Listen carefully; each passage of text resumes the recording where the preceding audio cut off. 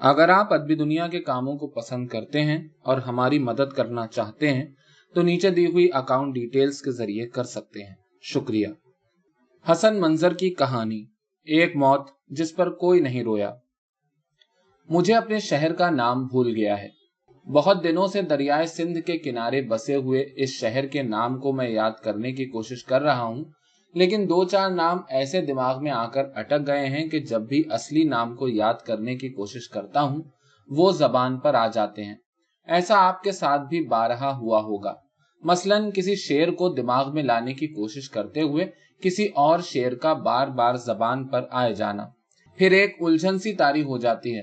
سو یہی معاملہ میرے ساتھ ہے۔ بہت دن ہوئے سفر کرتے ہوئے راستے میں کچھ عجیب طرح کے قصبوں کے نام نیلے رنگ کے بورڈوں پر پڑھنے میں آئے تھے۔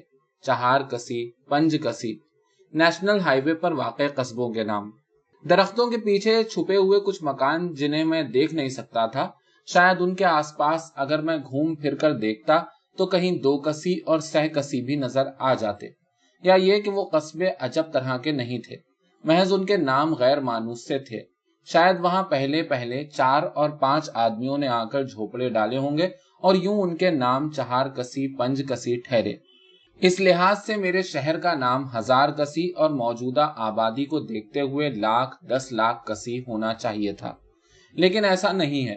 کہیں ایسا تو نہیں ہے جیسے کبھی کبھی سالوں کسی بچے کا نام نہیں رکھا جاتا ہے۔ میرے شہر کا نام بھی اسے بسانے والے رکھنا بھول گئے تھے، اور جب میں زیادہ سوچنے کی کوشش کرتا ہوں تو ایک لفظ سا نام ذہن میں ابھرتا ہے، رسا کشی، اور وہ مجھے میرے شہر کو اور شہر کے نام کو اپنے نیچے رگیدنے لگتا ہے۔ ایسا کیوں ہوا اور کب سے ہے؟ یہ 2 اہم سوال ہیں اور ان کے جوابات میں سرسری طور سے نہیں دینا چاہتا ہوں، اس لیے پہلے اس صدمے کا ذکر ضروری ہے جس نے مجھے ایک طرح سے ایک بے نام شہر کا شہری بنا دیا۔ ویسے خود میرے گم ہو جانے کا سوال پیدا نہیں ہوتا ہے، کیونکہ میں اسی شہر میں ہمیشہ سے رہتا آیا ہوں اور اس کی گلیوں میں بسی ہوئی کھکھران اور گھوڑوں گدھوں کی سوکھی ہوئی لید کے اڑنے والے ذروں سے بھری ہوئی ہوا میں میرے پھیپھڑوں نے پہلی بار خود کو کھولا تھا۔ میں اس بوڑھے کی طرح نہیں ہوں جو کسی دور کے میلے میں جائے اور بھیڑ بھڑکے میں اپنے بیٹے پوتوں سے بچھڑ جائے، اور جب کوئی پوچھے بڑے میاں کہاں جانا ہے، اب تو میلہ ٹوٹ رہا ہے، تو وہ بوکھلاہٹ میں نہ اپنے ناتھیوں کے نام اور پتے بتا سکے، نہ ہی اس کی زبان پر اس کا اپنا نام آئے۔ بہرحال ہوا یوں تھا کہ اب سے چند سال پہلے اس شہر کو، جس میں ایک چھوڑ 2 قلعے ہیں، ایک کچا ایک پکا، ایک عجیب سانحے سے 2 ہونا پڑا تھا، اور یہ ایسا سانحہ تھا کہ جس سے باہر کی دنیا بے خبر رہی۔ نہ کسی بڑے شہر کے کسی اہم اخبار میں اس کی خبر موت یعنی اوبیچری چھپی، نہ ہی کہیں تعزیتی اجلاس ہوئے، اور نہ پسماندگان کو پرسے کے خط لکھے گئے۔ حد تو یہ ہے کہ کسی نے یہ تک نہیں سوچا کہ اس کا نیم البدل ہو بھی سکتا ہے یا نہیں، اور اس سے بھی اہم بات یہ کہ گو یہ موت قدرتی نہیں تھی، تشدد کا نتیجہ تھی۔ آٹوپسی یعنی پس مرگ جراحت کا کیا مذکور، اور دوسرے شہروں میں تو کیا اس کی غائبانہ نماز جنازہ پڑھی جاتی، خود میرے شہر میں اس کی نماز جنازہ تک نہیں ہوئی۔ یہ حادثہ، دھچکا، صدمہ یا جو کچھ بھی اسے کہا جائے، شہر کے ایک اہم جزو کی موت تھی، جو آہستہ آہستہ نزدیک آتی جا رہی تھی، جیسے کسی کا ایک ہاتھ، اور وہ بھی شکتیمان ہاتھ، گینگرین کی لپیٹ میں آ گیا ہو، اور وہ لمحہ ب لمحہ اس سلگتی آگ کو انگلیوں کے پوروں سے ملی میٹر کر کے اپنے جسم کی طرف بڑھتے ہوئے بے بسی سے دیکھے۔ ہم بھی اس مرتے ہوئے انگ کو بے بسی سے دیکھ رہے تھے، اور اناڑی پن سے اس بے وقت کی، یا یہ کہنا زیادہ درست ہوگا، ناپسندیدہ موت کو روکنے کی کوشش کر رہے تھے۔ ایک شام جب میں لائبریری میں داخل ہوا تھا اور کتابوں سے لدا پھندا کاؤنٹر پر ان ممبروں کے پیچھے کھڑا تھا جو کتابیں لوٹا رہے تھے، نئی کتابیں ایشو کروا رہے تھے، یا غیر موجود کتابوں کو اپنے لیے ریزرو کرانے کے کارڈ پور کر رہے تھے، ان 2 محافظوں میں سے ایک نے، جو دروازے کے پاس بیٹھے آنے جانے والوں پر نظر رکھتے تھے اور ان کتابوں کی رکھوالی کرتے تھے جو آنے والوں کی اپنی ہوتی تھیں، لائبریری کی نہیں، میرے پاس آ کر دکھ بھرے لہجے میں کہا، صاحب لائبریری بند ہو رہی ہے، ابھی تو 45 منٹ باقی ہیں۔ میں نے دیوار کی طرف تھوڑی سے اشارہ کرتے ہوئے کہا، جیسے لائبریری کے رات کے لیے سونے جانے میں ابھی دیری تھی۔ اس نے اور بھی زیادہ دکھی آواز میں کہا، نہیں صاحب، لائبریری ہمیشہ کے لیے بند ہو رہی ہے۔ جب چند لمحے پہلے میں لائبریری میں داخل ہوا تھا تو وہ مجھے کھلکھلاتی ہوئی نظر آئی تھی۔ हमेशा की तरह वहां तालिब इल्म जमा थे जो किताबों पर झुके हुए थे और जिन्हें देखकर गुमान पड़ता था कि उन्हें यहाँ खींच लाने की वजह घरों में पढ़ने की जगह का न होना होगा या अपनी यूनिवर्सिटी और कॉलेजों की लाइब्रेरियों के दरवाजे खुद पर मुकफ्फल देखकर वो यहाँ आते होंगे।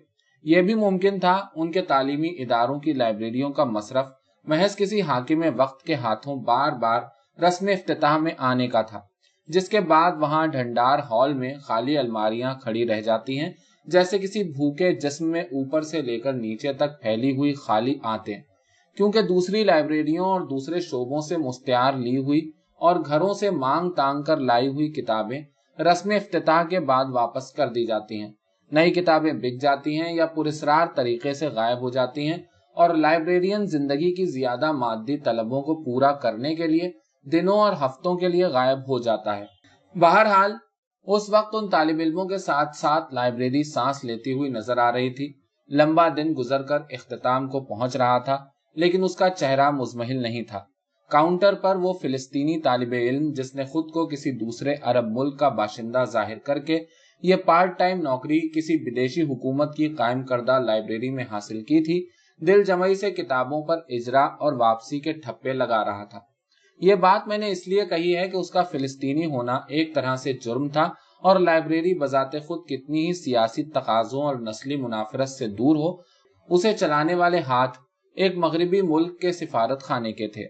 उन्होंने ही उसे बनाया था, वही उसके राखनहार थे और वही उसकी उससे ज्यादा मुतमव्विल बहनों के बड़े बड़े शहरों में सरपरस्त थे। फिलिस्तीनी तालिब इल्म के पीछे घंटे की सुर्ख सुई ने मेरे सामने हमेशा की तरह मिनट पूरा हो जाने पर झटके से अगला कदम उठाया। मुझे लगा मुहाफिज के कहे हुए अल्फाज लाइब्रेरी ने सुन लिए हैं और वो भी इस तरह जैसे कोई मरीज पहली बार अपने मुआलिज और तीमारदारों के दरमियान होने वाली गुफ्तगू में ये सुन ले कि वाकई उसे सरतान लाहक है, जिसका उसे पहले दुविधा ही दुविधा था। अफवाह मेरे कानों तक भी पहुंच चुकी थी, लेकिन उसकी तस्दीक आज हुई थी। मैं अपनी जगह पर खड़े का खड़ा रह गया, जैसे किसी ने हमारी सारी पूंजी एक ही दफा में लूट ली हो। उस शहर में और था भी क्या, उजड़े हुए पार्क, घोड़ों को पानी पिलाने के सूखे हुए हौज, जंग लगी हुई जंजीरों से टंगे हुए जंग लगे डब्बों वाली इक्का दुक्का पानी की सबीलें, लुटी हुई लाइब्रेरियां, खुश्क फव्वारे और मकरूह सूरत पोस्टरों से लिसी हुई दीवारें, ऐसे कब्रिस्तान जिनके गेट गायब हो चुके हैं और दीवारों पर सियासी नारे या जिनसी इलाज खानों के पते अनदेखे हाथ बाकायदगी से लिखते रहते हैं। एकाएकी मेरे दिमाग में उस कब्रिस्तान का ख्याल आया जिसके बेदर सुतूनों में से एक पर लिखा है दाखिले जारी हैं, दूसरा सुतून जो ढह चुका है उस पर किसी प्राइवेट कॉलेज का नाम लिखा था। मुझे बेमौका हंसी आई और अपनी उस हंसी से मैं डर गया, लेकिन अलमारियां अभी तक उसी तरह अपनी जगहों पर सुकून से खड़ी थी। उनके दरमियान की मेजों पर लड़के बैठे पढ़ रहे थे। किसी किसी जगह एक ही किताब पर दो सर झुके हुए थे। कोई अपने साथ पढ़ने वाले को बहुत धीमी आवाज में नफ्स मजमून समझाने की कोशिश कर रहा था। एक लड़की किसी जखीम किताब से नोट्स ले रही थी। उसके पास बैठी हुई अधेड़ उम्र औरत, मुझे मालूम था उसकी माँ थी, क्योंकि उसके हाथ में पढ़ने के लिए कुछ भी नहीं था और हमारे यहाँ लड़कियां छेड़े जाने के डर से अकेली घर से कम ही निकलती हैं, खास तौर से शाम को। दोनों मुहाफिजों की वर्दी सफेद बेदाग थी और उनमें से एक इधर उधर बिखरे हुए रिसालों को दोबारा स्टैंड्स पर तरतीब से लगा रहा था।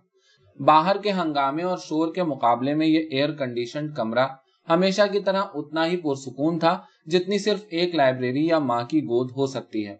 दरवाजे के शीशे से बाहर स्कूटर, रिक्शाएं, कारें, तांगे, लोहे की सलाखों से नाकाबिले बर्दाश्त हद तक लदी हुई गधा गाड़ियां और गधों से भी ज्यादा मरियल लेकिन मसरूफ इंसान अज्जाए अंबोह बने हुए नजर आ रहे थे। सड़क के पार जो इमारत बन रही थी उसके लिए मजदूर नीचे से ईंटें ऊपर को उछाल रहे थे, जिन्हें पहाड़ पर खड़े हुए दूसरे मजदूर चाबुक दस्ती से लपकते जा रहे थे। मुझे मालूम था वहां आसमान के मुकाबिल एक बड़ी सी बेजान अनगिनत कमरों वाली इमारत आहिस्ता आहिस्ता चंद दिनों में अपना सर उठाने लगेगी। उसमें नीचे कपड़ों की दुकानें होंगी, दो एक रेस्टोरेंट और एक या दो मौसीकी के चोरी के कैसेट बनाने और बेचने वाले कैबिन, जो अपने हाई फाई स्टेरियोफोनिक सेट्स इतनी ऊंची आवाज में बजाया करेंगे कि आसपास रहने वालों के कानों के पर्दे मुस्तकिल झंझनाने लगे। اور یہ بھی ممکن تھا کہ برابر کی عمارت کی طرح اس کی پیشانی پر بھی سن تعمیر اور عقیدت نما کوئی عبارت لکھی ہو، لیکن لائبریری کے اندر انہماک بھری خاموشی تھی۔ اسے کہیں جانے کی جلدی نہیں تھی، لیکن ایک بیمار عورت بھی اسی طرح نشچنت بنی خاموش لیٹی رہتی ہے تاکہ آس پاس کھیلتے ہوئے اس کے بچوں کو یہ معلوم نہ ہو کہ ماں کس عذاب میں ہے، اور جب ماں گھر سے غائب کر دی جاتی ہے تو بچوں کو بتلایا جاتا ہے کہ وہ ہسپتال میں ہے۔ کتابوں کی الماریاں بھی اپنا درد ضبط کیے ہوئے تھیں، اور دیوار پر لگے ہوئے ٹرانزسٹر کلاک کو بھی شاید یہ خبر نہیں تھی کہ وہ خود اپنی عمر کی گھڑیاں گن رہا ہے۔ پھر میں نے محسوس کیا میں خود وارڈ میں لیٹا ہوں، اور وہ دیوار گھڑی چھوٹی ہو کر کسی نرس کے سینے پر پن سے آویزاں ہو گئی ہے، جسے وہ الٹ کر میرے دل کی رفتار کو نہیں، میری زندگی کی بچی ہوئی سانسوں کو گن رہی تھی۔ آپ نے کسی نرس کی سفید یونیفارم پر اس کے سینے پر اس طرح الٹی لٹکی ہوئی گھڑی اگر نہیں دیکھی ہے تو مجھے افسوس ہے، آپ پوری طرح میری بات نہیں سمجھ سکیں گے۔ گھڑی جذبات سے آ رہی تھی، اور جس طرح نرس ایک مریض کے بستر سے دوسرے کے بستر کی طرف اپنی گھڑی سینے پر لٹکائے آگے بڑھ جاتی ہے، یہ بھی ممکن تھا یہ جذبات سے آ رہی ٹرانزسٹر کلاک بھی بجائے رک جانے کے کسی اور جگہ ساعت گننے کے لیے پہنچ جائے۔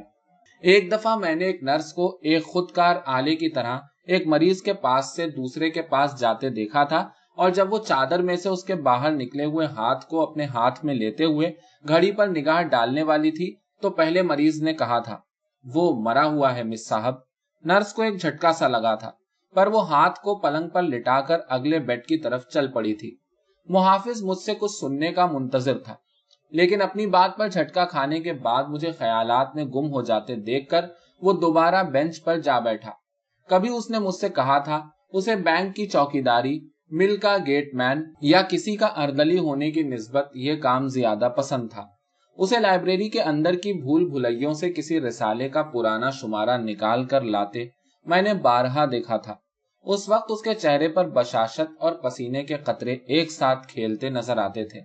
یہ کام وہ میرے لیے بھی کرتا رہا تھا، اور جب وہ خالی ہوتا تھا تو میں اسے لائبریری میں آنے والوں کی بینچ پر چھوڑی ہوئی کتابوں پر ہاتھ پھیرتے دیکھتا تھا۔ کبھی کبھی وہ کسی کتاب کو اٹھا کر اس کے ورق الٹ پلٹ کر بھی دیکھ لیتا تھا۔ پہلے میرا خیال تھا وہ ان کتابوں میں تصویروں کا متلاشی رہتا ہوگا، لیکن ایک دفعہ جب میں نے اس سے پوچھا کیا دیکھ رہے ہو تو اس نے کھلی ہوئی کتاب کو میری طرف بڑھاتے ہوئے کہا، اسے۔ ان دو صفوں پر ایک دوسرے سے سٹی ہوئی 5 اور 6 کونوں والی کوٹریوں کی قطاریں تھیں، جیسے شہد کی مکھیوں کے چھتے کا ایک تراشا ہو۔ بھلا ان بینزن رنگز اور رائبو نیوکلیک ایسڈ کی ڈوریوں میں اسے کیا دلچسپی ہو سکتی تھی؟ پھر اس نے کہا، صاحب یہ سب لکھائی ہے؟ میں نے ہاں کہا، اور ہم نے ایک دوسرے کو بچوں کی سی مسرت آمیز حیرت سے دیکھا۔ جب کاؤنٹر پر میری باری آئی تو لائبریری کلرک نے کتابیں مجھ سے لیتے ہوئے سرگوشی کے لہجے میں کہا، خبر مل گئی ہوگی؟ میں نے آنکھوں میں ہاں کہا۔ وہ احساس جو قریب المرگ بیمار کے نزدیک بیٹھ کر ہمیں بیدار ہو جاتا ہے جب اس کی تیزی سے گرتی ہوئی صحت کے بارے میں ہم اشاروں کنایوں میں باتیں کرنے لگتے ہیں، ایک دم مجھ میں کہیں سے ابھر آیا تھا، جیسے اونچی آواز میں بول کر میں لائبریری کا دل نہیں دکھانا چاہتا تھا، اور نہ ہی مستطیل میزوں کے گرد بیٹھے ہوئے مطالعے میں مصروف طالب علموں کا، جنہیں نہیں معلوم تھا سکون کی گھڑیاں بس گنی چنی رہ گئی تھیں۔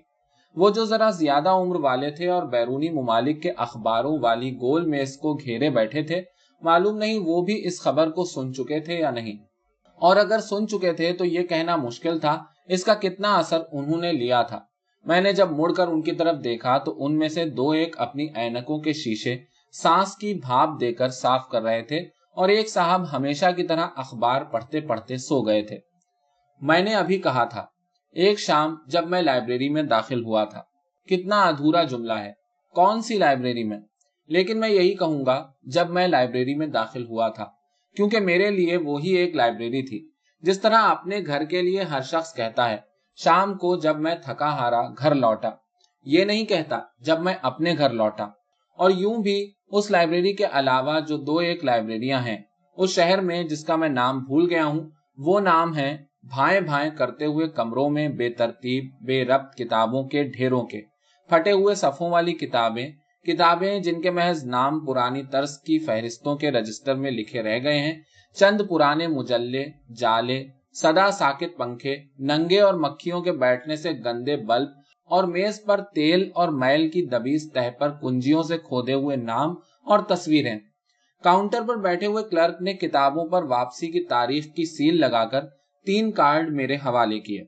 उस वक्त एक अजीब बात हुई। मुझे वो लाइब्रेरी स्टाफ की जगह किसी फैक्ट्री का टाइम कीपर लगा, जिसने मेरे ड्यूटी पर आने के वक्त का ठप्पा लगाकर कार्ड मुझे वापस कर दिया था। मुझे मालूम था बहुत जल्द ये कार्ड, जिस पर अभी बहुत सी लाइनें खाली थी, हर किस्म की उम्मीद और वादे से तही हो जाएगा। कार्ड्स लेकर मैं एक करीब की अलमारी के सामने बेवजह खड़ा हो गया और उस वक्त चौंका जब लाइब्रेरियन ने मेरी तरफ आते हुए कहा, काउंसिल की तरफ से जो नई किताबों की लिस्ट आई है उसमें आपकी किताबें भी शामिल हैं। मेरी समझ में नहीं आ रहा था ये उनका बेवक्त का मजाक था या हकीकत। मैं बरसों से उन किताबों की फरमाइश करता आया था जो लाइब्रेरी में मौजूद नहीं होती थी, और अक्सर ये फरमाइश पूरी भी हो जाती थी। कभी किताबें वाकई लाइब्रेरी के लिए खरीद कर या बाहर से भेज दी जाती थी, यानी उस गैर मुल्की इदारे की तरफ से जो इस लाइब्रेरी को चला रहा था। कभी यूं भी हुआ कि अगर काउंसिल के किसी और शहर की लाइब्रेरी में वो किताब मौजूद हुई तो उसे आरियतन यहाँ भेज दिया गया। किताबों से इतने गहरे ताल्लुक का रिवाज हमारे यहाँ नहीं है। उस गोरी कौम में अलबत्ता है जो पहले हम पर हुक्मरानी कर चुकी है और जिसकी लाइब्रेरी में मैं उस वक्त खड़ा था। फिर लाइब्रेरियन ने कहा, लेकिन पता नहीं किताबें आप पढ़ भी पाएंगे या नहीं, और बगैर मेरा जवाब सुने अपनी सीट की तरफ चला गया। उस दिन मैं काफी देर लाइब्रेरी में यूं ही भटकता रहा। मेरे ख्याल में लाइब्रेरी खुद अपनी तकदीर से नावाकिफ थी और उससे ऐसे समय में कुछ लेना ऐसा ही होता जैसे किसी अपनी किस्मत से बेखबर बेवा से उसकी चूड़ियां मांगना। उन्हें तो वो खुद खबर के मिलते ही या उतार फेंकती है या तोड़ देती है, फिर मैं कोई किताब वहां से लेकर क्यों ये सदमा उसको पहुंचाता। इसके बाद मैं जब जब वहां गया, लाइब्रेरी के अमले को कभी बुझा हुआ कभी पुरुम्मीद पाया। कुछ जो मरीज के लवाहिकीन में से थे मदद के लिए इधर उधर खत लिख रहे थे, तार भेज रहे थे। लेकिन जितने मसीहा नफस थे बड़े शहरों में थे, जहां शोहरत के जोया, दौलत के ख्वाहां, सियासत की दहलीज पर कदम रखने वाले, वो जो सरमायाकारी के गुर जानते हैं और वो जो बाहर के मुल्कों से बड़ी बड़ी असनाद लेकर लौटते हैं, सब ही रहना चाहते हैं। और ये हकीकत थी। उस लाइब्रेरी को उस शहर में, जिसका नाम मुझे भूल गया है, कायम रखना उस बैरूनी हुकूमत के मफाद में नहीं था, क्योंकि ऐसी लाइब्रेरी लाख विद्यार्थियों का घर सही किसी हुकूमत का दूसरे मुल्क में शोरूम भी होती है, जैसे उनके ट्रेड सेंटर। और मेरे शहर में जो हर चंद यूनिवर्सिटियों और कॉलेजों का भी शहर है, न गैर मुल्की वफद आते हैं न यहाँ गैर मुल्की बसते हैं। फिर किसी बड़े शहर वाले को उस शहर में क्यों दिलचस्पी होती। मुझे ख्याल आया उस लाइब्रेरी को शुरू ही से शहर में नहीं होना चाहिए था। ना होती न उसकी आदत हमें पड़ती। ये बेमकसद ख्वाहिश ऐसी ही थी जैसे किसी मरते हुए बच्चे की माँ को यह ख्याल आ जाए, काश खुदा ने इसे मुझे दिया ही ना होता, न देता, न आज ये दिन देखना पड़ता।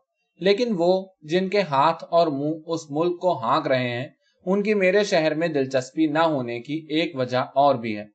एक दफा उस शहर में, जिसे कभी नया रोम या कॉन्स्टेंटिनोपोल्स कुस्तुनतुनिया कहते थे, घूमते हुए मुझे एहसास हुआ था इस शहर को शहंशाह कॉन्स्टेंटीन, बल्कि उनसे भी पहले के हुक्मरानों से लेकर बाद में आने वाले तक सदी दर सदी बड़ी बसीरत के साथ तामीर करते रहे थे कि कभी आगे चलकर जब बादशाही खत्म हो जाएगी और दूसरे मुल्कों से यहाँ ताराज का माल और खिराज आना बंद हो जाएगा तो ये शहर सयाहों की जन्नत हो सके। हो सकता है उन्होंने तकदीर के प्याले में देखकर फरदा को भांप लिया हो और उन तमाम इमारतों को, जिन्हें पूरे मुल्क में फैला हुआ होना चाहिए था, समेट कर इतनी सी जगह में महदूद कर दिया गया कि आज सयाह उस इलाके की पूरी तारीख को पैदल चल फिर कर देख सकते हैं कि कौन चीज किस मुल्क को उजाड़ कर वहां लाई गई थी, और कॉन्स्टेंटिन की लाट उन इमारतों के बीच में खड़ी बाकी मुल्क का मुंह चिढ़ा रही है कि सूरज मैं हूं और जो कुछ तुम मेरे इर्द गिर्द देख रहे हो ये मेरे 7 सैयारे हैं। मैं कुस्तुनतुनिया हूं, मैं कुस्तुनतुनिया हूं। मुमकिन है तारीख के उस लंबे अरसे में अगर ऐसा पाबंदी से न किया जाता और कोई अहम इमारत किसी एक कम अहम शहर या कस्बे और गांव के हिस्से में आती और कोई किसी दूसरे के, तो कुस्तुनतुनिया वाले शोर मचाने लगते कि कुस्तुनतुनिया को कुस्तुनतुनिया रखो, हमें मजीद बागात और तफरीही मकामात चाहिए हैं। और कुस्तुनतुनिया खुद चिल्लाता, मुझे मजीद भरो, मुझे मजीद भरो। महल्लात और हिपोड्रोम यानी रथों की दौड़ का मैदान, ओबेलिस्क यानी 4 पहल मीनार और पब्लिक बाथ जेरे जमीन बेशुमार सुतूनों वाले, पानी जमा करने के वसी हौज और म्यूजियम सबको मुझ में होना चाहिए। फिर मैं भटक कर टक्सिला जा पहुंचा, जो कभी यूनिवर्सिटी का शहर था और जहां बड़े बड़े आचार्य पत्थरों की ठंडी इमारतों में बैठे व्याख्यान देते होंगे और शाम को उनके देश विदेशों से आने वाले शिक्षक सड़कों पर घूमा करते होंगे। दोपहर में वही शिक्षक बरगद और नीम की छांव में बैठे किताबों का पाठ करते होंगे। मुमकिन है जब भी चीनी विद्यार्थियों का अपना ग्रुप हो, ईरानियों का अपना और भारतवर्ष वालों का अपना। मुझे ख्याल आया, क्या कभी उनमें झड़पें भी होती थीं? और क्या ऐसा हो सकता है कि वो भी पढ़ाई से भागते हों और अपने प्रतीक्षाओं यानी उस्तादों पर हाथ उठाते न झिझकते हों? वो किस किस्म के लोग थे? हम किस किस्म के लोग हैं? बहरहाल टक्सिला था, तिजारती शाहराह पर उत्तरी सूबे की राजधानी, जहां ईरान और यूनान और सेंट्रल एशिया के सभी धनवान जमा होते होंगे और उनको खुश करने के लिए वहां लाइब्रेरियां होंगी, पाठशालाएं, अस्पताल, महल्लात और वैश्यालय। और फौरन ये दिमाग ने सवाल किया, उज्जैन, पाटलिपुत्र और टक्सिला के सिवा पूरे मुल्क में क्या था? स्टुपाज, मैं अपने अंदर चिल्लाया, और उन पर लिखे हुए वाज, जिन्हें गांवों और कस्बों वाले ताजीम से देखते होंगे और पढ़ नहीं पाते होंगे। शायद उनके पास से गुजरते हुए वो डरते भी हों, क्योंकि उन पत्थर की धार्मिक इबारतों के पीछे बादशाह की मौजूदगी का एहसास भी उन्हें रहता होगा। तो सराय और महल्लात और लाइब्रेरियां और पाठशालाएं टक्सिला के लिए थीं और चट्टानों पर लिखी हुई तहरीरें गांव वालों के लिए। इतनी मामूली सी बात समझने में मैंने कितनी देर लगा दी थी। मुझे खुद अपनी जात पर ताज्जुब हुआ। फिर मेरा दिमाग भटक कर तीसरी दुनिया के दूसरे बड़े शहरों में बसने वालों की बातों की तरफ चला गया, जो अपने शहर पर उसी तरह फख्र करते हैं जिस तरह अपने घर पर मगरूर औरतें यानी हाउसवाइफ्स प्राउड करती हैं, जो बाजारों के चक्कर इसलिए लगाती रहती हैं कि कौन सी चीज उनके घर में मजीद सजावट पैदा कर सकती है। क्रिस्टल्स, चमड़ा चढ़ी हुई किताबों के सेट, कालीन, पर्दे और चमड़े के सोफों के कुशन मुझे हमेशा ऐसी औरतों की आंखें, गिद्धों की आंखें लगती हैं। उस रात मैं सोते में लंदन की सड़कों पर घूमता रहा। लंदन ब्रिज, जो पहले टेम्स के ऊपर से गुजरता था, उसे उल्टा करके दरिया के नीचे से गुजारा गया था और उस पर कारें इस तरह चल रही थी जिस तरह छत पर रोशनी में कीड़े पकड़ती हुई छिपकलियां चलती हैं। मैंने अपने साथी से कहा, ऐसा मंजर मैंने सारी दुनिया में नहीं देखा। मेरे बराबर से गुजरते हुए एक अंग्रेज ने फखरिया लहजे में कहा, लंदन इज लंदन। और उसके साथ ही किसी स्कॉट बूढ़े ने अपनी ठोड़ी ऊपर को उठाकर खफगी से कहा, सो इज स्टर्लिंग, यानी अगर तुम्हारा लंदन अहम है तो मेरा छोटा सा शहर स्टर्लिंग भी स्टर्लिंग है। यूनिवर्सिटी का शहर, फूलों का शहर, साफ सुथरी खामोश सड़कों पर साफ सुथरे कपड़ों में खेलते हुए तंदुरुस्त बच्चों का शहर। मुझे इसकी परवाह नहीं है कि उसका नाम बाहर की दुनिया ने सुना है या नहीं। यहाँ किसी को किसी स्कूल या अस्पताल का रस्म इफ्तिताह करने के लिए आना नहीं पड़ता है। हम इसके मोहताज नहीं हैं। न यहाँ वाले मारे बांधे यहाँ आर्जी तौर पर रहते हैं कि पलकर बड़े हों और बड़े शहरों को निकल जाएं। फिर लंदन ब्रिज ने घूमना शुरू किया और ट्रैफिक अपने मामूल पर आ गया। लेकिन जब मैं जागा तो अपनी दुनिया में था और रात को नींद की गोली खाकर सोने की वजह से मुंह अभी तक कड़वा था। लेकिन ये सब फिक्रें बेकार थीं। लाइब्रेरी के बंद होने के दिन नजदीक आते जा रहे थे और अमले के अफराद नई मुलाजमतें ढूंढ रहे थे। अब तालिबे इल्म सिर्फ वहां किताबें बैठकर पढ़ सकते थे, ले जा नहीं सकते थे। कुछ लोग किताबें लौटाने आते थे, लेकिन उनकी तादाद बहुत कम थी और ये वो थे जो मरने वाले के जिस्म से उसके आखिरी लम्हों में कुछ उतार कर ले जाने की बेहिसी से महरूम थे। ज्यादा तादाद उनकी थी जिन्हें मालूम था मर जाने वाला अपना दिया हुआ कर्जा वापस लेने नहीं आता है और वो अरसे से वहां आना छोड़ चुके थे। मैंने काउंसिल के सरबराह को खत लिखा, जो रकम इस लाइब्रेरी पर सर्फ होती है ये तो आपके मुल्क के खला को तस्खीर करने के प्रोग्राम और नए असलहे ईजाद करने और बनाने के बजट का शायद करोड़वां हिस्सा भी नहीं है। और जब कुछ लोग लाइब्रेरी के आदी हो चुके हैं तो एकदम उन्हें इससे महरूम कर देना ऐसा ही होगा जैसे किसी मिर्गी के मरीज की दवा को अचानक रोक देना। अव्वल तो लाइब्रेरी को यहीं रहने दीजिए, लेकिन अगर ये मुमकिन ना हो तो हमें इतनी मोहलत दीजिए कि या हम इसका नेमुल बदल ढूंढ लें या आहिस्ता आहिस्ता किताबें पढ़ने की आदत खो बैठें। काउंसिल के अफराद मेरी सादा लौही पर हंसे होंगे।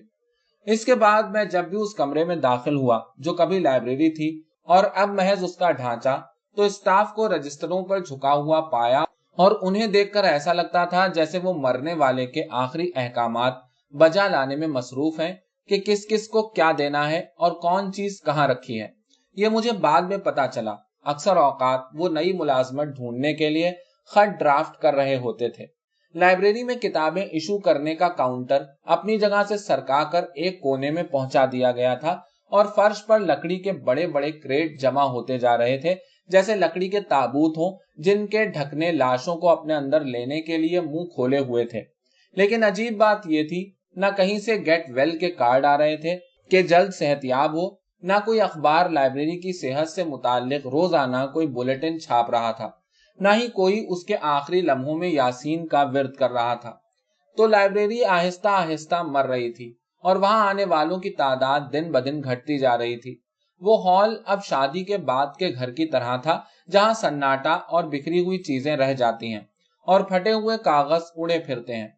किताबों की अलमारियों को जगह से बेजगह कर दिया गया था, जिस तरह बीमारे मर्द का पलंग उधर कर दिया जाता है जिधर वो चाहता है, ख्वाह वो जगह कितनी ही बेतुकी क्यों ना हो।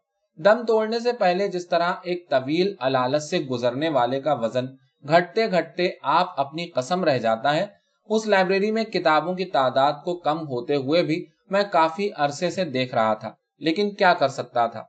हमारी आंखें जब मिलती थी तो उनमें वही सवाल होता था, कुछ उम्मीद है, और हम जल्द ही एक दूसरे के चेहरे पर पढ़ लेते थे, नहीं।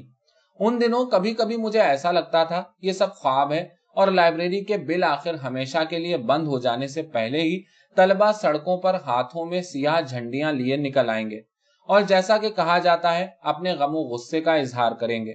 फिर अलमारियां अपनी जगहों पर लौट आएंगी और किताबें देने लेने का काउंटर अपनी जगह पर।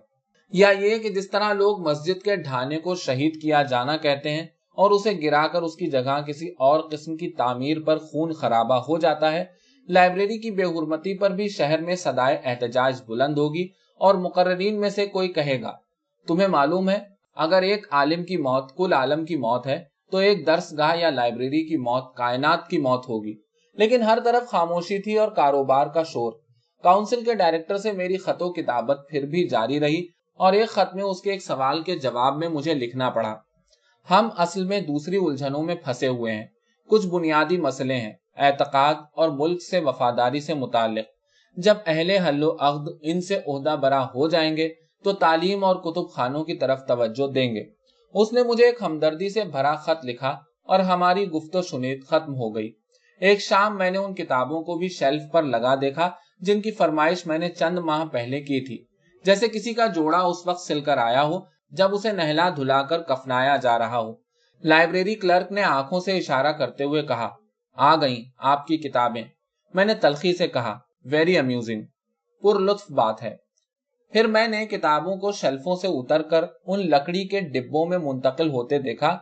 वो ढुल ढुल कर बड़े और अहम शहरों की लाइब्रेरियों में पहुंचती जा रही थी, जहां हकीकत में उन्हें शुरू ही से होना चाहिए था। आखिरकार वो जगह किताबों से पाक हो गई। वो अलमारियां न जाने कहाँ गईं, वो मेजें और कुर्सियां न जाने क्या हुई, जिन पर शाम को लड़के लड़कियां बैठे पढ़ते नजर आते थे। मैंने कुछ अरसे के लिए उस तरफ से निकलना बंद कर दिया क्योंकि मैं उस लम्हे वहां मौजूद नहीं होना चाहता था। जब आखिरी बार लाइब्रेरी का अमला उस हॉल के दरवाजे से बाहर निकलकर कुंजी इमारत के मालिक के हवाले करेगा। लेकिन नौजवान जो सदा इम्तिहान पोस्टपोन कराने के लिए हड़ताल पर आमादा रहते हैं या सियासी खेलों में पड़कर एक दूसरे के खून के प्यासे अपनी दूसरी ही धुनों में मगन रहे, इल्म का हासिल करना उनकी सरपरस्त सियासी पार्टियों के प्रोग्राम में शामिल नहीं था। न जलसे हुए न जुलूस निकले, और चंद माह बाद जब मैं उधर से गुजरा तो वहां कपड़ों की दुकान या दुकानें खुल गई थीं।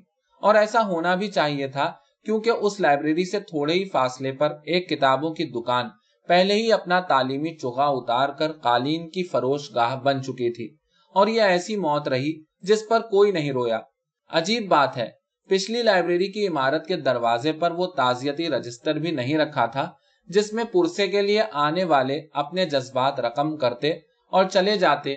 हालांकि इसका रिवाज तो बेनाम से बेनाम اور بدنام سے بدنام سربراہان مملکت کی موت پر بھی ہے۔